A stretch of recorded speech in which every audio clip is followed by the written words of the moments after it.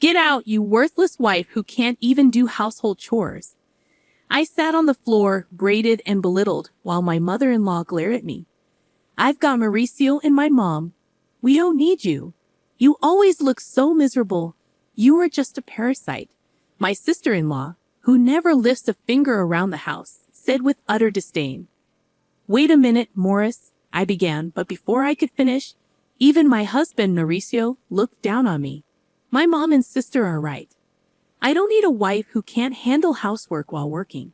Besides, I've got a young part-time girl who's much better. Pack your bags and leave, he said, standing by his words. All three of them began to berate me, calling me a failure over a wife. I clenched my fists, feeling exploited. How dare they? Just you wait. I'll make sure you all get what's coming to you, I thought angrily. But as I looked at the three of them without changing my expression, I said, Fine, I'll live. The downfall of the family that's been dumping everything on me begins now. My name is Eleanor. I'm 32, a working housewife.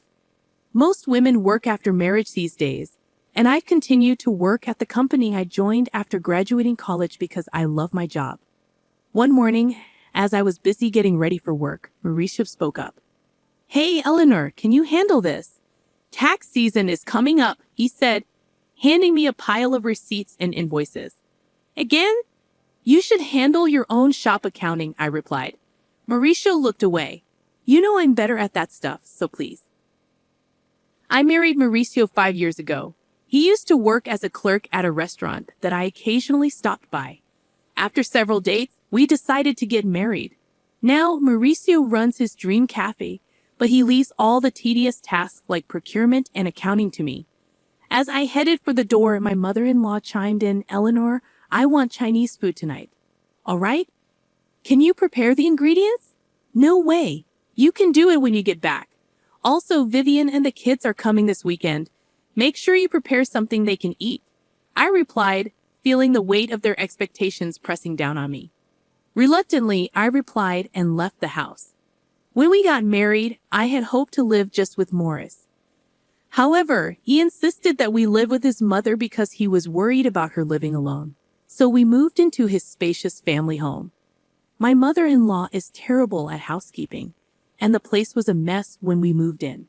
She lives on a pension and spends most of it on eating out because she doesn't want to cook. Marissa always says housework is a woman's job, so even though I work, I'm stuck doing all the chores for the whole family. On top of that, my sister-in-law, Vivian, who's moved out since getting married, often comes back home with her kids. When she's here, the workload increases. This morning, when I heard she's coming back this weekend, I thought, oh, not again. And then the dreaded weekend arrives. I'd love to relax on my weekends off from work, but instead, I have to entertain Vivian's kids and prepare meals. While I'm running around, Vivian drops a bombshell on me. Eleanor, by the way, I'm getting divorced and moving back here with the kids next month. Just so you know. What? Are you serious? Got a problem with that? She challenges. No, that must be tough for you. When are you moving back? I ask. As soon as I can, she replies. Initially taken aback, I reconsider. Vivian used to be a housewife, so she'll probably help around the house. That should lighten my load a bit. Though we're not particularly close, I look forward to having less work and go about my days. But I soon realized my optimism proved misplaced. Vivian, like her mother, does absolutely nothing. She lounges around all day, watching TV and snacking. She neither works nor does housework. Apparently, her neglect of household duties was a major reason for her divorce. Now I have to do all the chores, including making meals for her picky kids and getting them ready for kindergarten. As time passes, my job gets busier with a new project requiring more overtime and early starts. The house becomes increasingly messy. Coming home to a chaotic house is utterly disappointing. And yet, everyone keeps asking, when's dinner? Or you're so slow. To make matters worse, I start getting passive-aggressive comments from Vivian and my mother-in-law. Eleanor, the laundry is piling up. Just because you work doesn't mean you can slack off. My mother-in-law scolds. But I'm busy too. As I try to argue, Vivian cuts in, talking back to your mother-in-law. You're so bold, Eleanor. And you've been buying all the meals.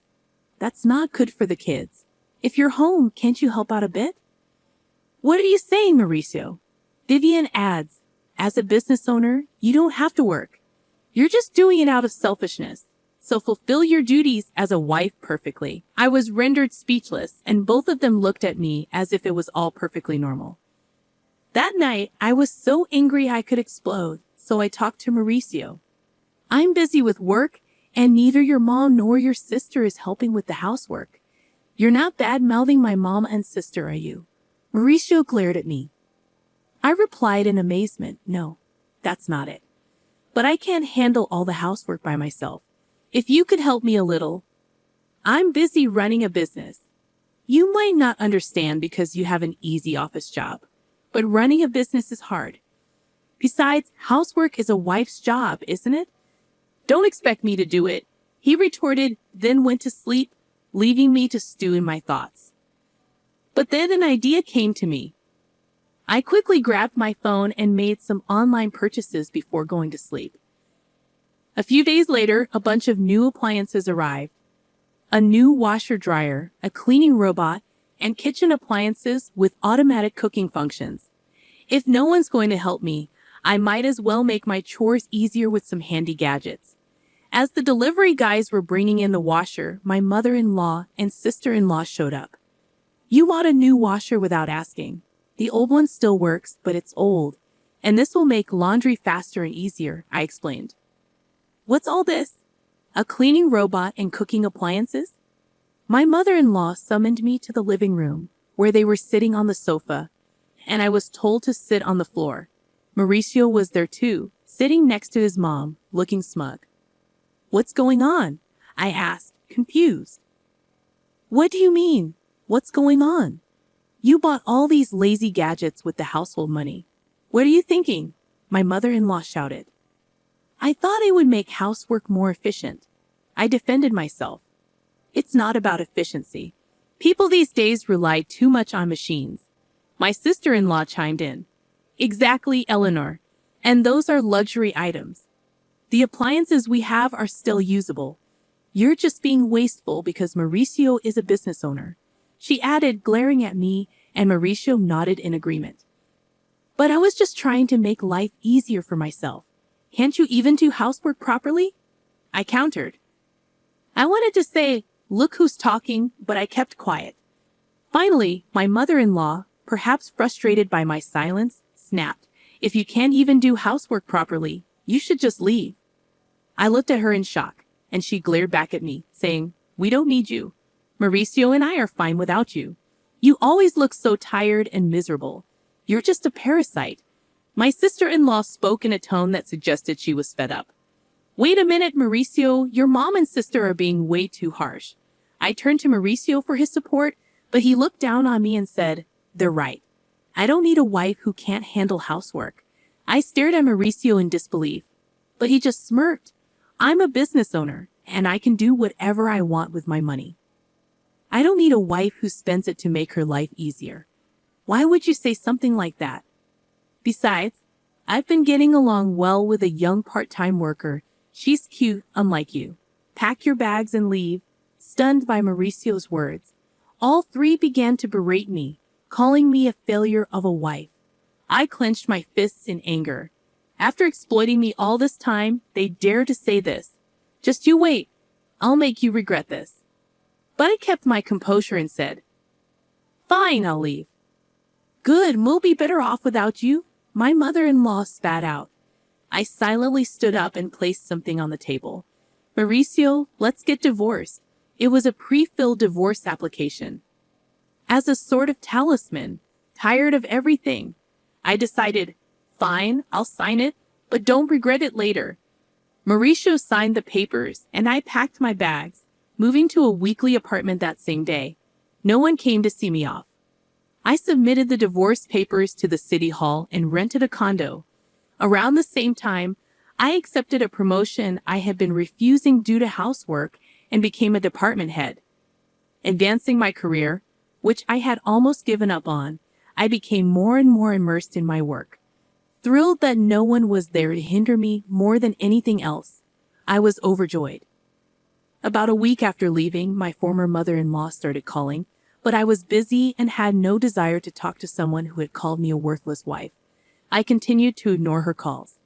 A year later, on a day off, she called again. Thinking it was time to settle things, I answered, "Hello." "Eleanor, you finally answered. How could you ignore me for over a year?"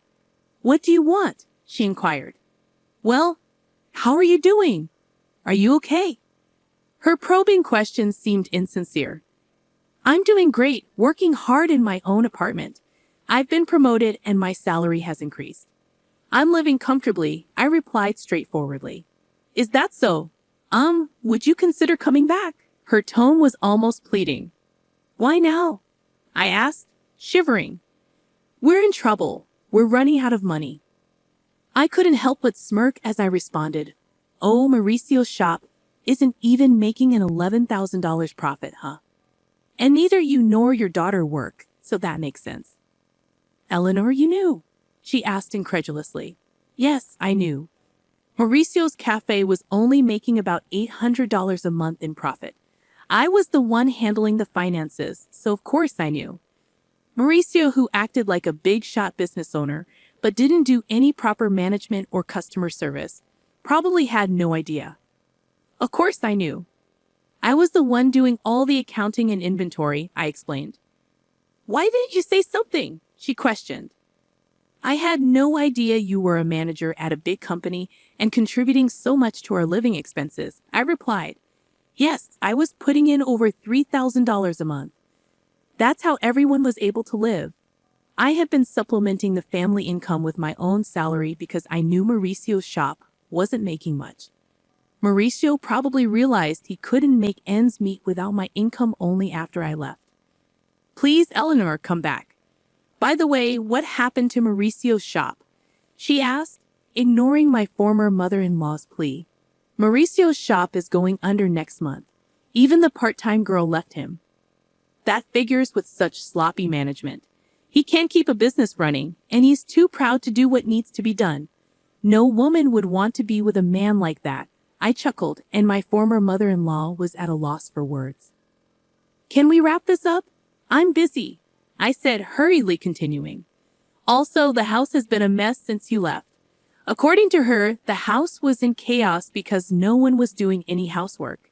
The house was cluttered, no one was cooking, so they had to buy food, and they couldn't even afford a new washing machine. "It would have been nice if you left those appliances," my ex-mother-in-law said. "What are you talking about? When those lazy appliances? And what's wrong with taking things that I pay for?" I retorted, regretting my outburst. But I never thought the house would become like this just because no one was doing their part. Getting a bit irritated, I asked, "Isn't it strange that 3 adults can't manage the housework? What are your daughter and Mauricio doing?" She lowered her voice. "Well, Mauricio is sulking at home all day, doing nothing since he found out his shop isn't making any money. Really, he said he could do whatever he wanted with his money because he's a business owner. And Vivian won't work, no matter how much I tell her. She doesn't do housework, and she even asks me for pocket money for herself and her kids. My pension is running out." "Really? Your daughter told me she didn't need me because she had you," I said coldly. My former mother-in-law tried to butter me up again. "Please, Eleanor, my pension isn't enough for the 3 of us anymore. I have no intention of going back to that house. Your children are quite the parasites, aren't they?" She was speechless. As I was about to hang up, she continued, "Eleanor, we'll change our ways. Please come back. Let's all live happily together again, okay? Live happily with a worthless wife." I cut her off, saying, "We are family. Help us. We can't even pay the property taxes anymore. We'll have to sell the house. I have neither the obligation nor the desire to help you figure it out yourselves. Goodbye from your worthless wife." Ignoring her ongoing wails, I hung up and blocked her number, sipping my coffee in my clean apartment. I chuckled. 3 months later, I happened to pass by Mauricio's cafe. It had become a vacant storefront. It seemed he really had gone out of business. Even their family home was listed as sold. According to a former neighbor, I ran into the three of them, who had sold the house and fled, now living in a cramped apartment nearby. They were a constant neighborhood nuisance, always fighting and even sticking up the place. Complaints were piling up. All they had to do was work hard and take care of their home without relying on others. But they didn't, which was so like them. I looked at their former home with detached eyes and walked away. Since then, I've been focusing on my work. Recently, a sincere and hardworking colleague confessed his feelings for me, saying, "I love how dedicated you are to your work. We are dating with the intention of getting married. I don't think my next marriage is too far off, and this time I'm looking forward to grabbing hold of happiness."